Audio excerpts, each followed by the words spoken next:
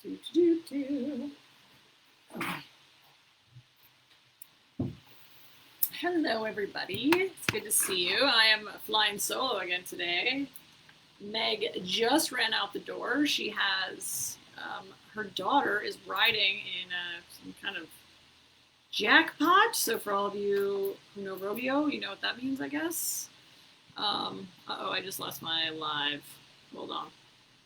Oh, no, there I am. Okay, sorry. Facebook has changed it about the 7th time so far. Oh, okay, there I am. Whew, okay, sorry about that. Hi, everybody.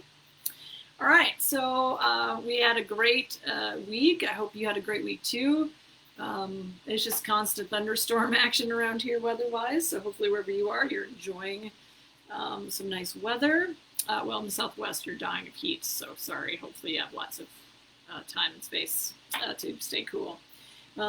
Happy July 15th, which is tax day 2020, so we work with a lot of financial folks, and I know they've been dying to get to this day and get it checked off their list, so bless you if you're scrambling to get all the final submissions done. We had a great kickoff meeting today. We had our IX Lifestyle Mastermind kickoff today. It was mostly about introducing each other and learning a little bit about each other. And we're going to have really interesting and awesome conversations coming up with that group. So we managed to keep the group small and amazing, and we're really, really excited about that. So we have at the moment classes, project management classes, the 14th of August. With the recent COVID surge, we are still tentatively planning that. To have that, although we may be rescheduling. So sign up if you're interested, and then you would clearly be either refunded or adjusted on the dates and times. Let's see, weekly quote. So, says we should look at page 87. Let me see. What was that? It's Meg's quote. I forgot. Oh, it's Meg's quote. I forgot Meg was not going to be here. Hold on, I gotta look. Page 87. If you have your book, you can follow along. 87, Meg's quote. It says, change is incremental. You can only step outside of your comfort zone so far before you run out of ground to stand on. Oh, yeah, this is a good story. Meg actually grew up in a small ranching community in western South Dakota, and she ended up going to school in Creighton, which is a Jesuit university in Omaha, and which is a private school, and it was really unusual to go that far from home. She had never gone on a plane. She hadn't really been outside of the area very much. But what had happened was she knew a woman from a class previous to her that went to Creighton, and so it felt like something that she could do that wasn't as scary, perhaps, as if she had never known anyone to go away for school. So in that sense, she was able to see somebody that she knew do that, and so that made it easier for her to see herself doing it. And often that's a big barrier when we're trying something new is, have we seen someone else do it and survive, do it well? Do we understand what it takes and how it looks to actually accomplish the things that we want to accomplish? All right, weekly writing prompts. So in your IX leadership planners, your 2020 planners, write down 2 habits and behaviors that are holding you back and not serving you in a positive way. Acknowledge them and make a short list of how you're actively going to change these habits and behaviors. Another, it's a really interesting thing to do in the sense of sometimes acknowledging that you have challenges is important. And at the same time, a lot of times understanding or trying to envision what the new thing is quite difficult. And so one of the fun things that you can do is just start collecting data. So a lot of times when we think, well, I need to change this habit, maybe it's get more exercise, maybe it's have more direct conversations, or deal with conflict better, or get along better with a particular colleague. And so it might feel like you want to do that, but how do you do it? Or sometimes it feels like if you admit to that thing, it is somehow bad, or it means that something is going to change right away. And a lot of times it's just the start of a process. So then you can collect data, look up information, start documenting what the options are before you really make any decision. So just looking into change doesn't necessarily mean anything's going to change. It just means it allows you to collect data about what you want to do and how to do it. Okay, so I haven't seen any of the stuff that Shelly sent me, so I'm going to take a look. I know she sends this to me 4 hours ago. I should have had time, but to be fair, I haven't. So there's an article that Shelly shared about the unexpected departure of a CEO from a large insurer, Lloyd's in the UK, and Lloyd's is like massive. I don't know if it's the biggest company in the UK, but it's got to be way up there. So a surprise departure of a CEO is often similar to the surprise departure of a manager, perhaps a new crazy thing. It's so interesting that he left. Now, I'm not sure why he left, but the fascinating thing is right now, there's a lot of change happening. COVID and the uncertainty around COVID is really creating a lot of us to sit back and think about what we're doing, and if we're doing what we want to do, and how what we might want to do, what we're doing, we want to change. And that's really predictable. If you have seen our Kurt's Change Transition Model, and if you haven't, you should check out part 2 of the book because it goes into that quite a bit. The Kurt's Change Transition Model tells us that once you've been in a change for long enough that you're like, well, we're not going to go back to normal. We had hope, right? We had hope for a couple months that we might go back to normal and then we'd kind of get out of this COVID thing. And now we have these huge exploding numbers, and now it's like, oh, this is actually not going to be over soon. So the challenge is that now we're all sort of accepting that this new normal is going to be with us for a while. And what that's doing is it's making us sit back and say, is this really what we want? Is what we're doing the right thing? And so a lot of people are changing jobs, quitting jobs, leaving, taking on new responsibility. I've literally talked to 3 people this week alone who are thinking about leaving or thinking about doing something else or questioning. One person I spoke with said that they're required to go to a meeting in California in like March and they didn't want to go, and and there were some family challenges, and but she had to go anyway, and then she had to fly home early because her kid got really, really sick, and like it was crazy. And now she's thinking, maybe I'm not working for the right company.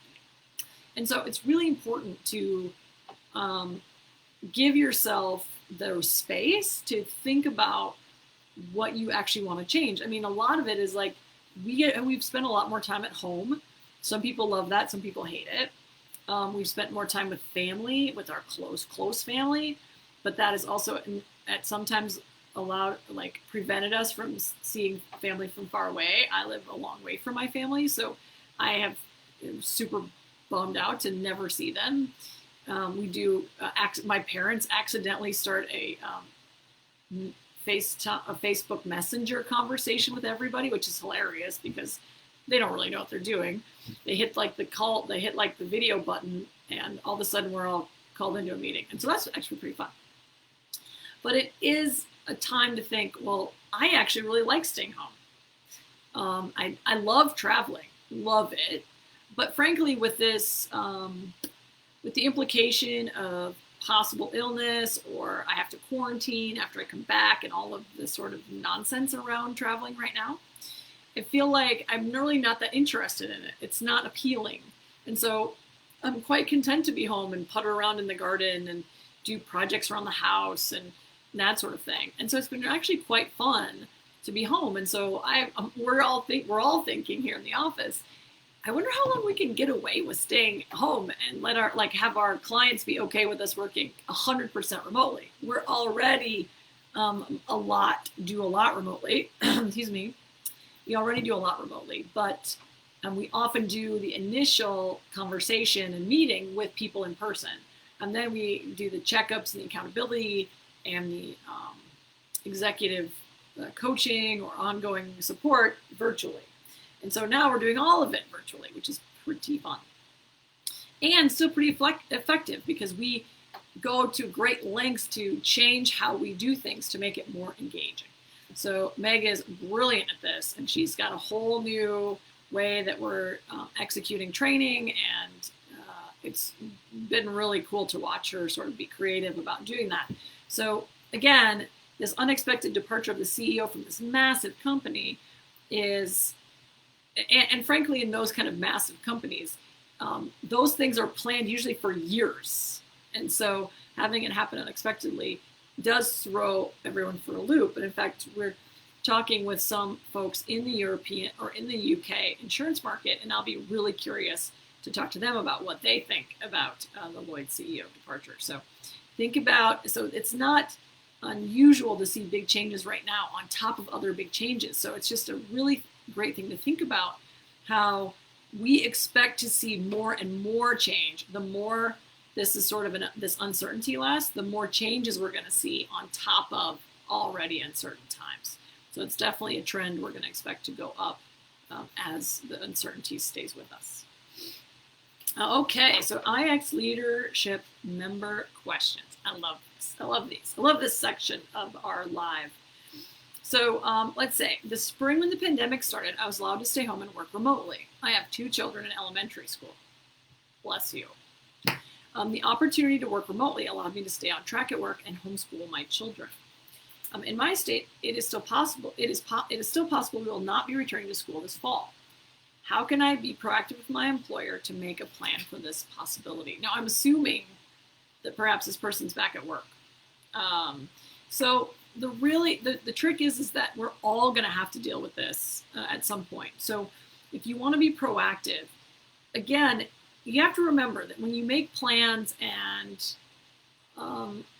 mitigate risk, it's really about, it's not about having to do it. It's about having a plan in place for options.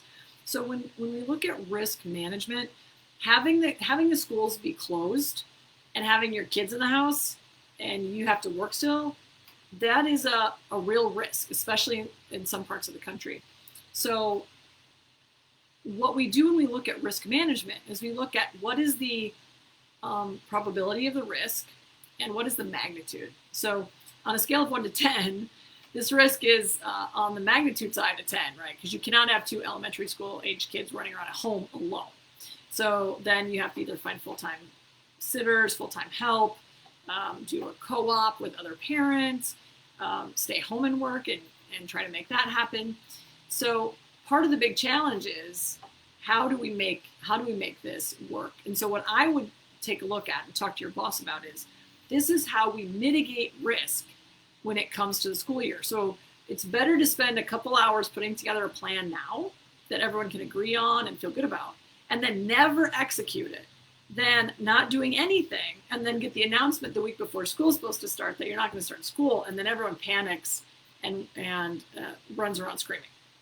So it's really important to figure out how to mitigate the risk, and frankly that allows you a lot more mental energy to focus on other things right now, because you're constantly worrying about this thing. So it's a smart move both to mitigate risk for the company, give you a sense of security and planning, and then also really understand what your options are. Because once you start digging into the mitigation of this, it might be that you come up with creative and interesting alternatives. I know there's some people in our community who are looking at, maybe we just get 10 kids together about the same age and they just all do their school work together every day. And then they're still getting that socialization, they're still getting the time with kids their own age, but they don't have exposure to the 300 kids that are in their school. So there might be some really creative solutions you could come up with if you start talking about it. If you wait until that is what's happening and is happening right in your face and starting right now, then the options will not be as well thought through. You won't have an opportunity to be creative and inventive.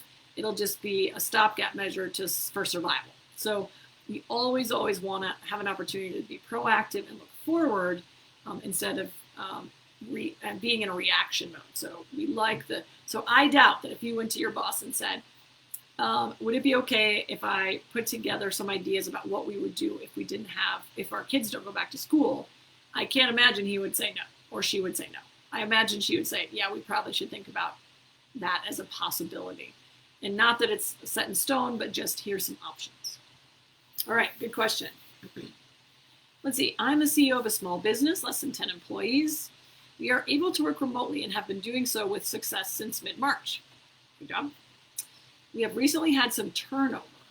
How do I get my team reconnected virtually? We usually do a team retreat each summer, but in our area, that is not possible at this time. It is really hard because, like I mentioned about the CEO thing, everyone is questioning, not everyone, a lot of people are questioning if what they're doing is the right thing. And I would guess that you're going to have more turnover if people aren't feeling valued and connected. So I think your question is really insightful and that you want to stay connected to your people. So one of the things that I think you can do is have first of all, you should be staying connected one-on-one with those people. Understanding their culture types would really help, because if they're a team-driven person, they need a lot of connection, one-on-one group connection. But if they're self-driven, they're probably over the connecting. Like, they probably don't need to connect anymore. So that's a really tricky situation. I remember I talked to a private equity firm a couple months ago, and some of their people were like, we need to talk to more people. We need more check-ins. And then a few of their self-driven people were like, I feel like I'm being micromanaged. So there's a real fine line there. If you know your culture types of your people, that helps a lot, because then you can target your style and your connecting style to what they need. So I would first of all recommend that you stay connected one-on-one. The other thing I would say is have an excuse to get together that's not about work. That can help. Also, what a lot of people do when they don't feel valued or they're not feeling connected or engaged is they don't really understand their role in what's going on in the company.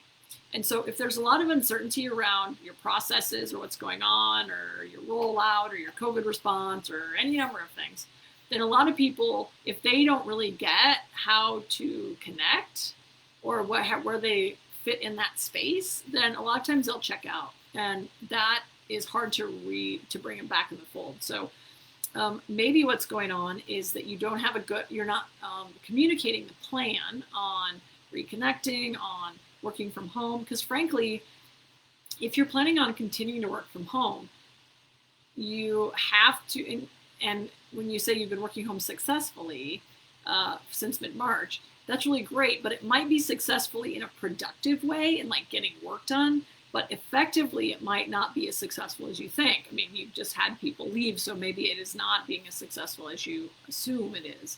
And so be sure you're checking in with your people, have teams, have people checking in with each other, have an excuse to get together that's outside. One of the things that we do now when we train is we send everybody a care package with some things in it. And so then when we work through training session, then we have you open the box, and then over time we say, okay, take this out, and then take this out, and then do this, and then do this with those things. And so it's much more engaging and fun and entertaining. This is Meg and I's bright idea about how to make training more engaging. And it is quite a bit more fun, and you can hide things or say don't open until we're told, and you can really play a lot of fun, have a lot of fun with it.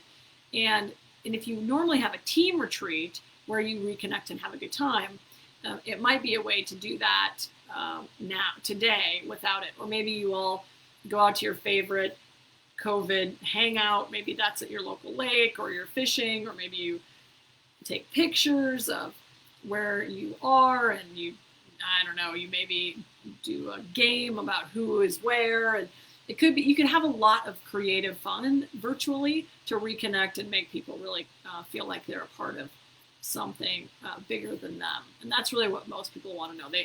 Another one, so you want people want to feel valued.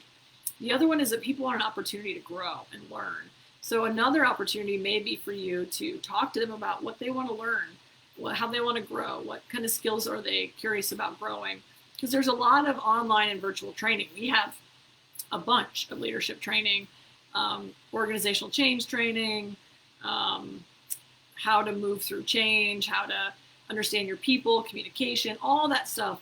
And so if there are things that you want to grow and learn, ways that you want to grow and learn, or your people want to grow and learn, then there's a lot of opportunities to do that virtually. And I think that's another way to show that you are interested in investing and supporting your people. So there is, so again, try to connect with your people in more creative ways than you've perhaps been doing it to this point. So let's see, some good news. All right, here's my little sign, some good news, SGN, dun, dun, dun. Look at my blue nail polish, I love it. And I just noticed it matched my earrings. Apparently I am on a teal, Shelley's like, yeah, duh, of course it does. No, it didn't do it on purpose. I'm apparently on a teal tear, I don't know what it is. But, and I also, my shirt is navy, and it has this little black tie, and I love black and blue as a color combo. And apparently teal, so that's just my magic today. So some good news. Online Academy is super fun. So the Academy is where all of our classes live. If you are interested in taking classes, what we do is you can start small with a small package. And then if you're interested in expanding and learning more, then we give you a credit for what you've already taken for the next step. So then we're continually rolling you up and giving you credit for what you've already paid for. So it's a really important way to start seeing the packages and as you grow your skill sets and want to learn more and more. So some people want to jump right in at the mid-level, and some people want to start small and build out. So we don't want to double charge you. We want to make sure you're getting the value. And so that's kind of how we've decided to set it up. So it's really been fun because as we work with big corporate clients, what we're doing is we're getting people into the Academy first so they can get a little training on communication and culture types and how people move through change, and then we get them into a Zoom meeting so they already have kind of those basics figured out, and then we can help grow their skills as a team instead of one-on-one. So that's one way that we're using the Academy, and that you can also use the Academy if you're interested. We are partnering with Elevate Rapid City. Ooh, this is good news. For a 4-part leadership series in September. It will be virtual, accessible to everyone who wants to develop their leadership, IX leadership skills. And so I think it's once a week, right? Once a week for 4 weeks in a row. And so Meg will be doing 2, I'll be doing 2, and it's like $20 a session, or what was that? It's under $30 a session. So you can pick and choose what you want to go to. You can go to all 4. It's going to be really good, and I think you're all going to really enjoy it. So keep your eye out for that. And the fun part about that is you can attend that from anywhere, so you don't have to be local. And let's see if we can get a really huge leadership group. Man, that'd be really fun to have a really, really big group, because that enriches and makes the conversation and the learning that much better. So it's also priced really affordably, so that no one has an excuse to not attend on that one.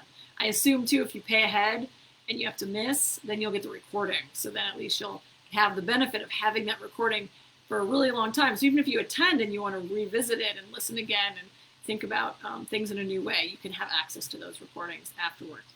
So it can be an ongoing learning experience for you. Wine Fairies. There is a Wine Fairies of Long Island. Apparently are bringing wine to your door. How do we get on that? Actually, I've seen this happening locally. You heard about this? Yeah, Shelley's shaking her head yes. There are some people that are in like a wine group, and they leave a little bucket of wine and goodies on your doorstep, which seems super dreamy. So they have Wine Fairies. They're wearing unicorn outfits. You should definitely check out this story. And so it's basically like you get little treats, little goodies, stuff for the kids. It's really just a way to brighten up your day. And I bet they're having a great time too. So this is one of the things that we talk a lot about, and a recommendation I'll just share with you that might be appropriate. And that is, when you're feeling not that great about stuff, or you're really feeling like you're in the dumps, or feel like you're spinning your wheels on something, it's really one of the ways to really start feeling better and really start anchoring in sort of a different kind of energy. So when you're stressed, you have a lot of cortisol in your system. When you're happy, you have adrenaline and dopamine and other chemicals. And so to kind of turn that around, one of the ways that you can really do that is by giving to others and helping others, laughing, having a good time. And so it's really a great and creative way to support other people, and frankly, to have a little wine show up on strangers' doorsteps. That sounds pretty amazing. So definitely look around for those programs in your communities. If you don't have them, start one and follow these ladies' approach and check in with how you can start something amazing and fun in your community. Oh yeah, and then science. Science is my jam. So Shelley found this great article about how a humble Tennessee scientist became a worldwide hero during the pandemic.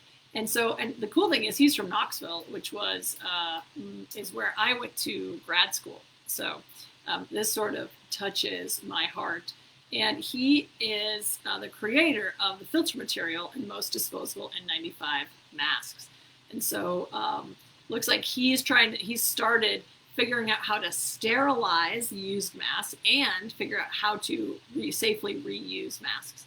So because he's the inventor, he's got a lot of insight into how to do those things. So, and he's adorable. If you go out there and look at him, he's the cutest. So it's really exciting to see how everybody has, how people have stepped up to help and make the coronavirus and all of that time much more survivable and PPE available. And if you have a good story about how people are stepping up right now, please share it. We all could use some good news in our life, no matter where it comes from. I have to say that one of the fun stories that I had in our community is that they had a high school graduation. They had it out on we have a college in town. So the high school got it out on the college football field. They have a giant jumbotron from Daktronics kind of thing. And so they all were able to do a high school graduation outside, socially distanced, which was really cool. It was a beautiful day for it.